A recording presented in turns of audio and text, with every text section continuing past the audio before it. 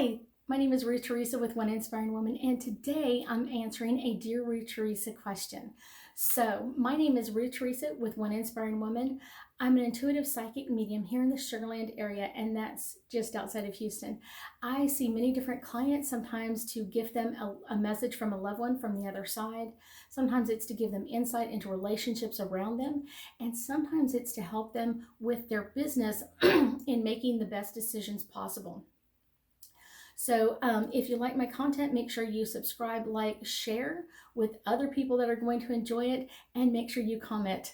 I am going to answer a Dear Ruth Theresa question. You ready?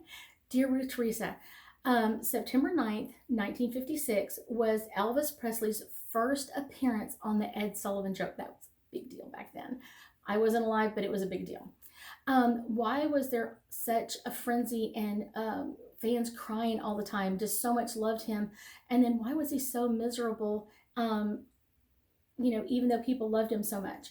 Well, what I pick up is that when you're performing like that, when you go to a concert and you're sending that positive energy, you love this song, you're singing it with them, you're sending that person on stage this love and your devotion and like wanting to be a part of it, you're sending them positive energy.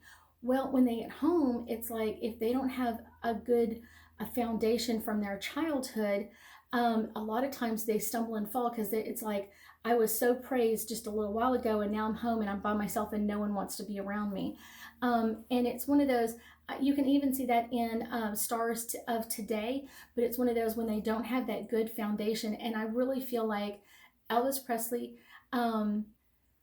was always wanting that. He always knew he was going to be a star. He always kind of felt like he was going to be popular or wanted to be popular, and people crying and in a frenzy over him. But when he was home by himself, he felt alone. He felt isolated.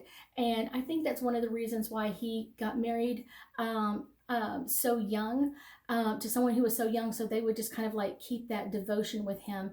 And it kept it for a long period of time. I still feel like even though they divorced, it's one of those, he was still always in love with her and always this longing to be part of what's going on.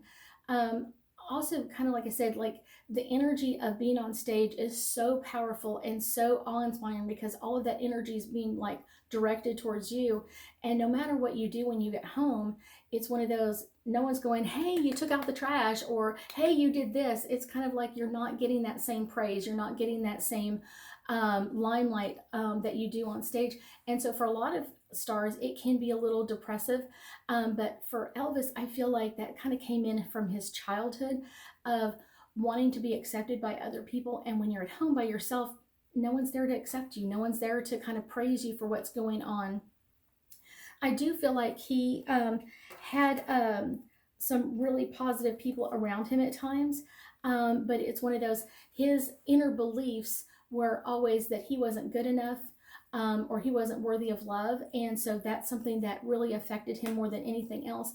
Even if he had people that loved him, it's one of those, he wasn't feeling that all the time. And that's what I feel like he really craved to have, is someone really love him. And he really had a special energy. And when he was on stage, you can just see his eyes light up. He loved being on stage. He loved performing for people. I don't think he cared for the movies near as much, because you don't see that near as much in the movies unless he's performing in the movie. It's like he liked it, but it wasn't like, it's all that. It's one of those, because you've got such that energy with the audience when you're singing, people are attaching to your energy and you can feel that right then and there.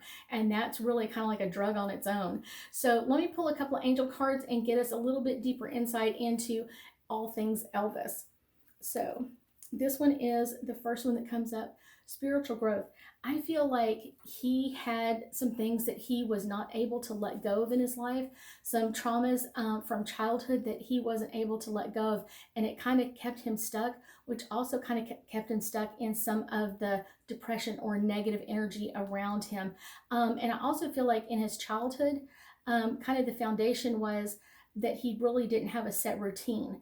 And so because he didn't have a set routine, it really modified his energy in some way, or didn't really make him feel like he was grounded.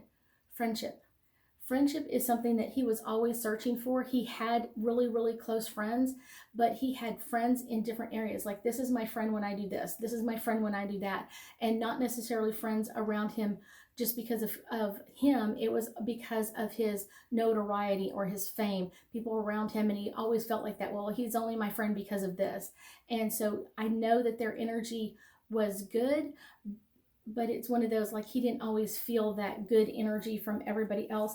And that really kind of stifled him in a lot of ways. Retreat. He loved to be alone, but when he was alone, he felt so alone. It's one of those, I want to be alone, but I want to be alone with somebody else. It's like, I want to be alone in the room with you, but you go sit over there and I'll sit over here. And he was always trying to kind of be positive and kind of amp up his own energy in some ways. But I think some of it kind of came in differently for him, of not ever feeling like he could rest because he so wanted to be back on stage, to be back up on top, to have that positive energy around him so much. I thank you so much for joining me today, and know I'll be talking to you again soon.